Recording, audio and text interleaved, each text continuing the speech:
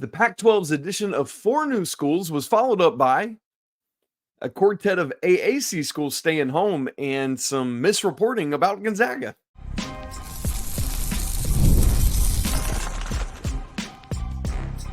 You are Locked On College Basketball, part of the Locked On Podcast Network. Your team every day. Hey there, what's up? Welcome into the Locked On College Basketball Podcast, the only daily national college hoop show out there.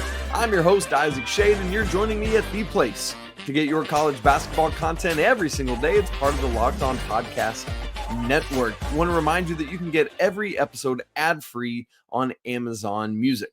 Special shout out to all the everydayers joining us and all the great members of the Locked On College Basketball Discord. Welcome in. Let's get after it. This show is brought to you today by FanDuel. Place your first $5 bet and you'll get started with $200 in bonus bets guaranteed. Visit FanDuel.com to get started. Here's where we're going today. We're going to unpack the latest and wackiest news in realignment. We're going to talk about the ACC schedule, which finally dropped on Tuesday, although they're still ahead of the Big 12. We don't have that one yet. And so we're going to talk about what that looks like for Cal and Stanford and SMU and all my favorite games I'm looking forward to in the ACC. All of that coming up today. So, conference realignment update. Y'all, this thing on Monday afternoon, it was the most bonkers couple hours of nothing. Honestly. So let's remember the Pac-12 rises up out of the ashes like a phoenix with San Diego State, with Boise State, Colorado State, and Fresno State. And then on Monday, when it seemed like, hey, we could add 4 schools from the AAC, then we'll have our 8 plus some and be rip-roaring to go. But that is not what happened. Chiefly, I thought Memphis was going to go for this. I really, really did. I don't know about you. I'd be curious to hear your thoughts. But I thought Memphis would jump ship from the AAC, go to the Pac-12, which, all things told, once everything was in, I think was going to be a better both basketball and football product than the American is that Memphis is in now, especially if you land Gonzaga and, these other San Diego State, and good grief. But Memphis stays home or stays in the AAC, as do, oh, by the way, USF, South Florida, Tulane, and UTSA, San Antonio. All 4 of those are sticking with the AAC. And then stuff got really wacky after that news because, literally minutes after the AAC stuff was announced, Brett McMurphy reported from sources that Gonzaga had agreed with the Pac-12 to join the Pac-12, leave the WCC, and come be part of this new conference. And I had gotten to the point where I was preparing social media stuff for us to send out for Locked On College Basketball. And then right about that time, somebody said, you need to check back in on that. And it turns out it was wrong reporting from Brett McMurphy. This is Brett McMurphy. Just doesn't get stuff wrong, but something was missing somewhere. But the weird thing with Gonzaga is that not only were they going to join the Pac-12, obviously they wouldn't have football, but they were going to be given a full revenue share as part of the Pac. It's like, good night. But it would make sense because Gonzaga, of everyone you've got, everyone you've brought in, and everyone it seems like you're bringing in, they're the dominant basketball entity. They are going to be your premier basketball team. But again, that was wrong. Now, later on Monday, it started to pick up steam for Utah State. It sounded like they had agreed in principle. And then on Tuesday evening, a little bit before I recorded this show, Utah State officially, like everything became official. It went out and it's like, okay, here we go. But the Pac-12 isn't making a big deal about it as they did with the previous 4 teams from the Mountain West. And then UNLV was seemingly next, but they wanted to, make sure everything is what they were looking for and all of this. So they didn't do anything Monday night. As I record this Tuesday night, still nothing happening. So let's go back Because what on earth happened with Gonzaga, right? Like that seemed like it was done, and it makes a lot of sense. Well, ESPN's Kyle Bonagura said this, quote, conversations with Gonzaga started when the AAC schools were still in play. And again, that was Memphis, Tulane, South Florida, and UTSA. Kyle goes on, without them, the revenue projections are less, makes sense, which impacts what a hypothetical deal looks like with Gonzaga. Football likely needs to be dealt with before basketball schools truly enter. I hear that. That makes a lot of sense to me. I wish it didn't have to be that way, but I understand it. It's kind of like, if you're a company and you lose both your boss and a, like mid-level manager, you're not going to rehire the mid-level manager until you've hired the big boss who can then go hire the mid-level manager. Like that just makes sense to allow that to happen. Similarly here with football playing a bigger role in this, the Pac-12 is going to want to get in those football entities before they bring in the Gonzagas of the world. Although, look, the Gonzaga of it all is great. I mean, clearly Brett Yormark has been trying to do this with the Big 12, knowing that he's not getting football with Gonzaga. So I really feel like they need to come back to the drawing board, but I get this. And then on Tuesday, stuff got wacky in a whole brand new way. On Tuesday, not the Mountain West Conference filing a lawsuit to the Pac-12. No, it was the other way around. The team that's poaching the schools is filing for a lawsuit against the Mountain West. But here's why.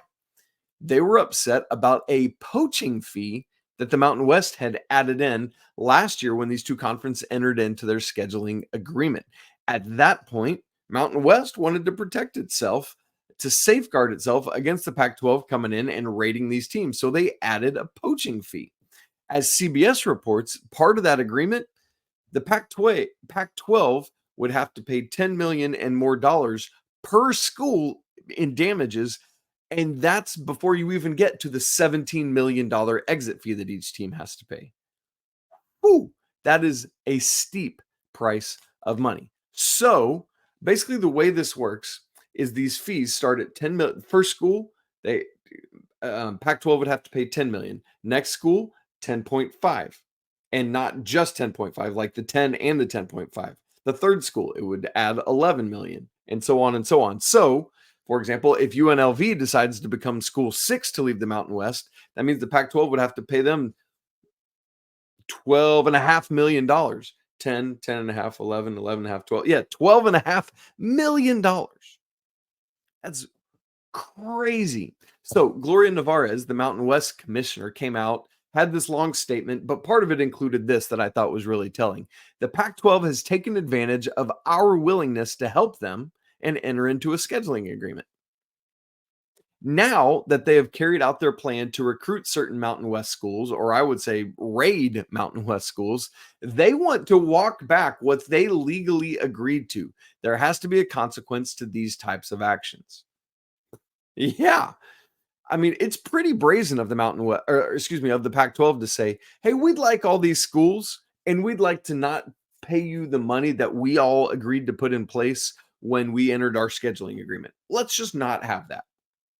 No, Pac-12, you can't do that. What are we doing? Anyway, so that's now in the works as well. What is next for the Pac-12? Well, I thought Memphis was going to be in. Again, they weren't and they aren't. So the pivot to me then became some of what has now happened, because the pivot to me was Utah State, UNLV. Once you had those, that gets you to 8 in your FBS viability. Now you can go grab Gonzaga. Even if you still grab other schools after that, it's just about getting to that 8 so you can be an FBS team again. Not Power 4, not Power 5, not an automatic qualifier, nothing like that. In basketball, they'll get an AQ. I just meant in the CFP they wouldn't, if you're thinking in those terms. But none of this is what had happened yet. However, as I already said, Utah State did agree to everything on Tuesday night, and it became official. So now they have 7. They need 1 more for FBS viability. I think UNLV makes a ton of sense. Obviously, that's yet again another big investment to get a school out of the Mountain West. And then after UNLV, I'd go get Gonzaga. But I wouldn't stop there. That's 9 teams. I would work to add 2 more to get to a total of 11. This is similar to like what the Big East does. They have 11 schools. They play a 20-game conference schedule, and it's just a true home and home against the other 10 schools. Perfect. And gives you a true and fair and honest representation of what every school is, because they all have to play everybody at home and they all have to play everyone on the road. The Pac-12 could be that. We're just going to have to wait and see. But it ain't going to be Memphis or those other AAC schools. I get this deal done so you can get Gonzaga.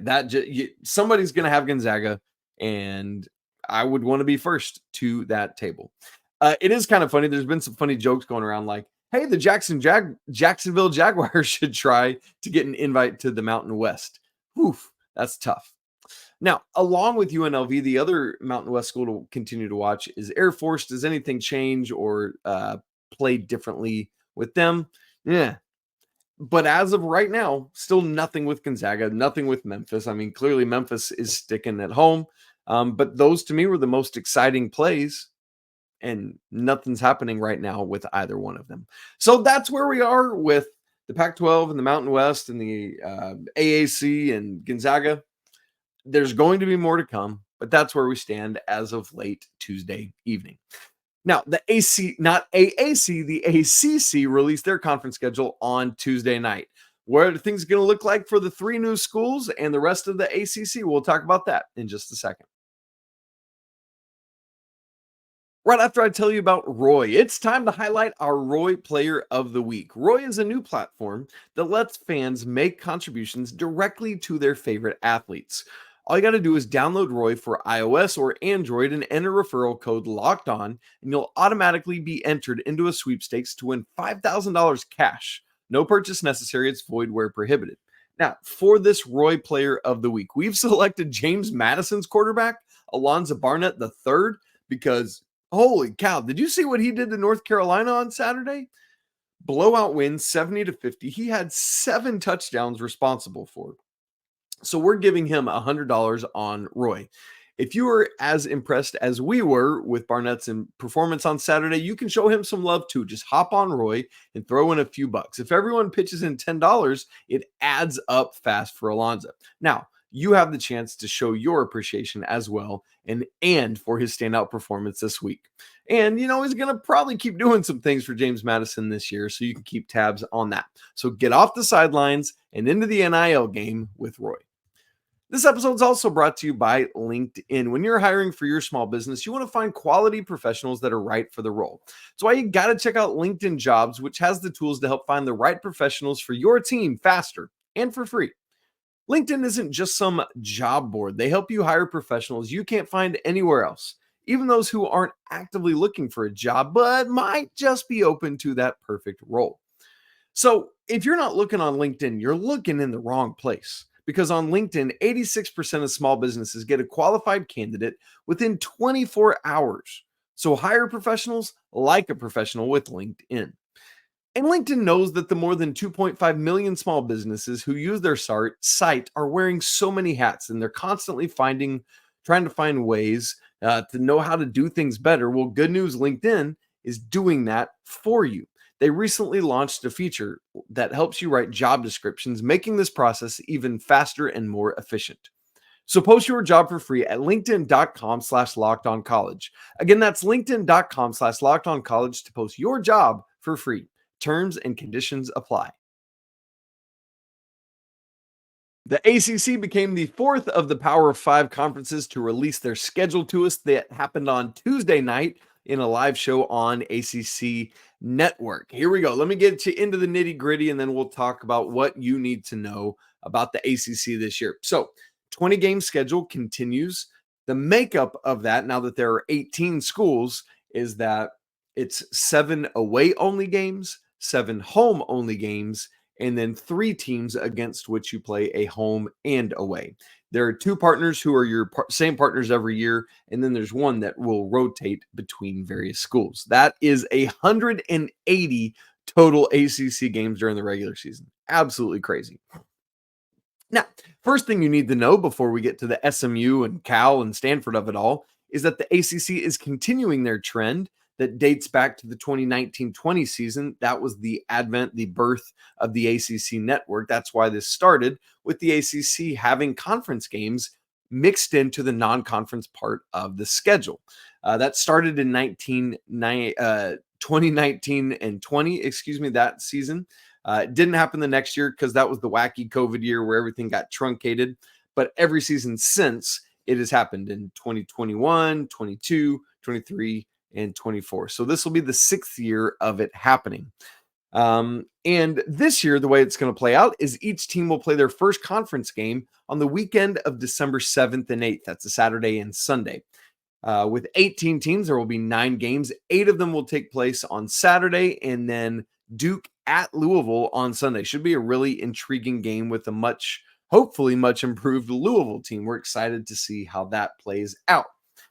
I also want to say a word of thanks to the ACC because unlike the other conferences, the ACC actually gave us a lot of tip times and a lot of TV schedules. We didn't get that really at all from some of the other conferences. So this is great. What a win. Way to go, ACC. That is how this will play out. But the big storyline in this side of thing, before we get to talking about the games that I'm really excited for, is Cal and Stanford and SMU and how the scheduling is going to work with them. Would the ACC continue in some hybrid version of the Pac-12's partner traveling schedule? Maybe they would do something like that. Just come up with some sort of plan for the ACC. And that's exactly what they've done. I'll just go ahead and tell you right now, SMU's schedule, it's pretty much a typical schedule because they're so much closer to the other schools than the Cali teams are. But SMU has a brutal opening schedule. You ready for this? That opening weekend game. So they play on Saturday, December 7th. They host Virginia, at least they're hosting. And then their first game of the main chunk of the ACC season is at home on January 4th against Duke. Their very next ACC game is away on January 7th at North Carolina. So SMU, welcome to the ACC. Your first 3 games are Virginia, Duke, and North Carolina. Congratulations. You're probably going to be 0-3. Like, wow, that's tough. ACC schedulers, you guys are savage. As for Stanford and Cal, they are essentially doing a traveling partner sort of situation where they're like at home one weekend, they're gone the next, at home one weekend, gone the next. And so let me just kind of lay out for you how this schedule is going to work. Most weeks, they play a Wednesday and Saturday game.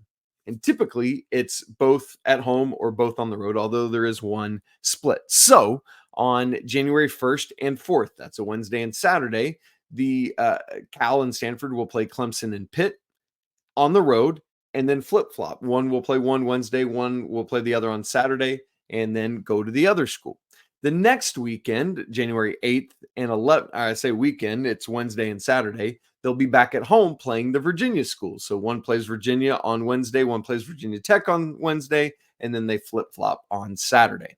And then it's back away on January 15th and 18th. Again, Wednesday and Saturday.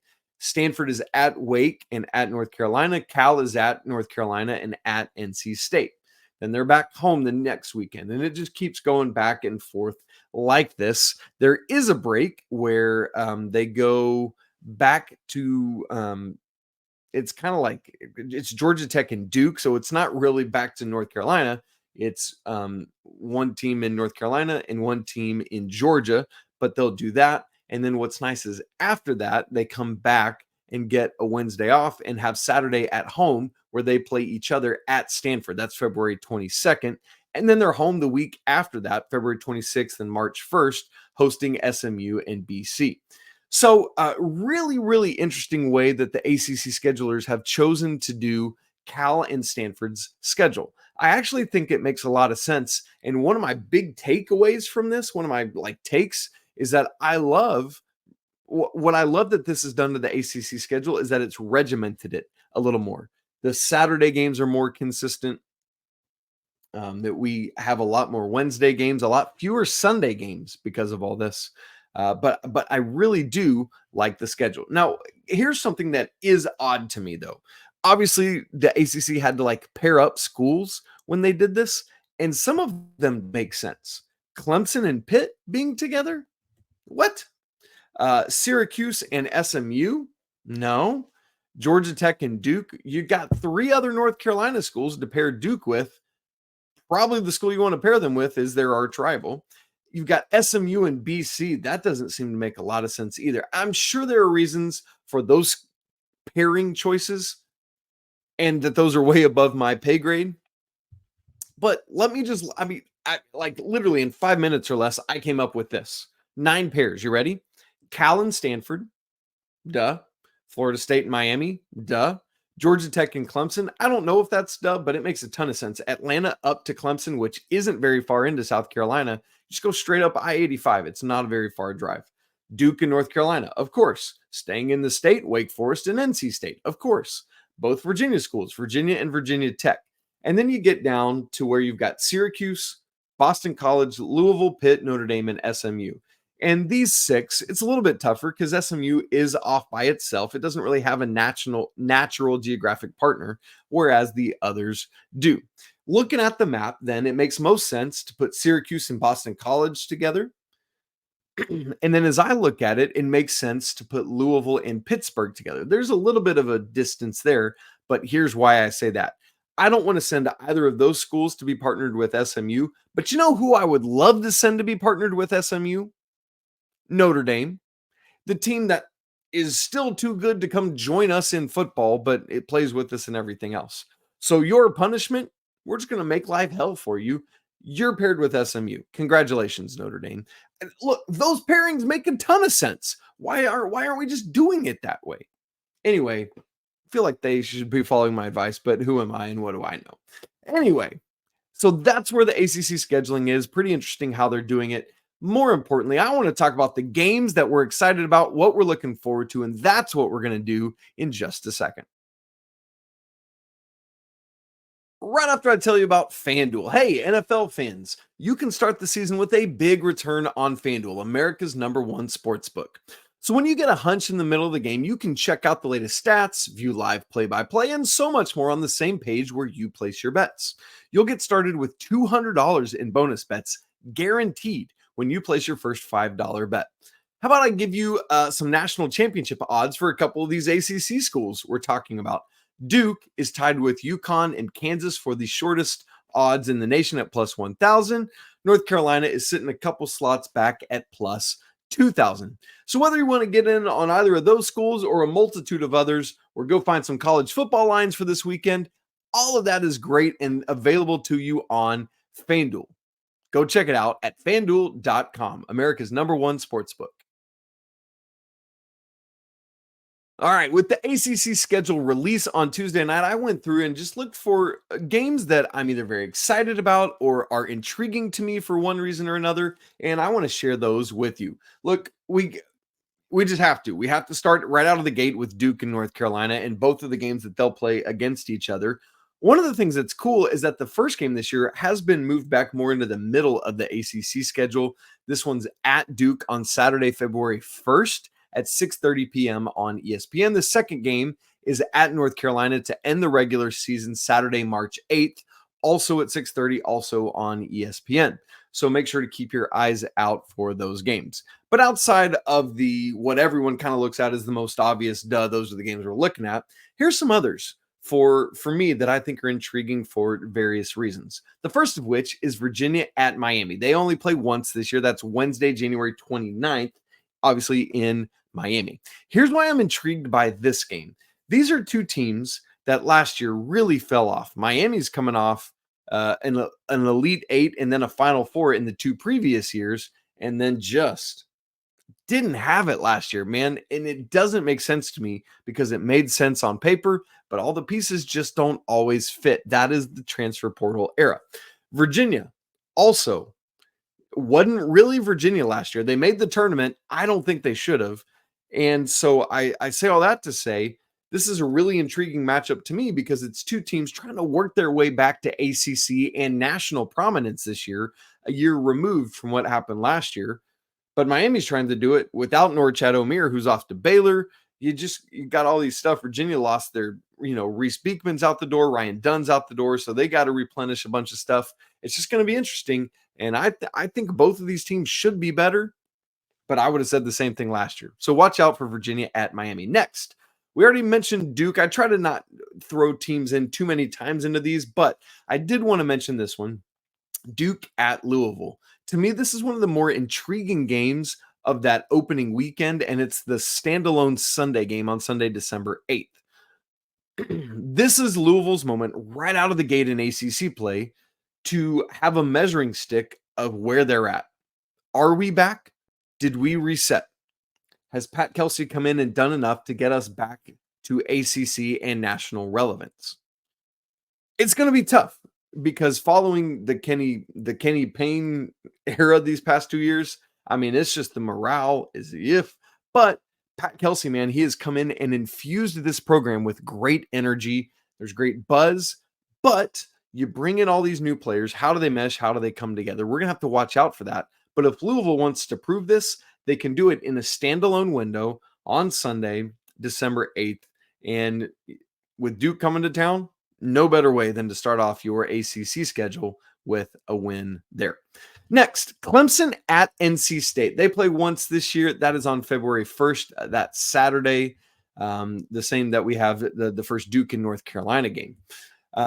Why, by the way, is this game on the CW?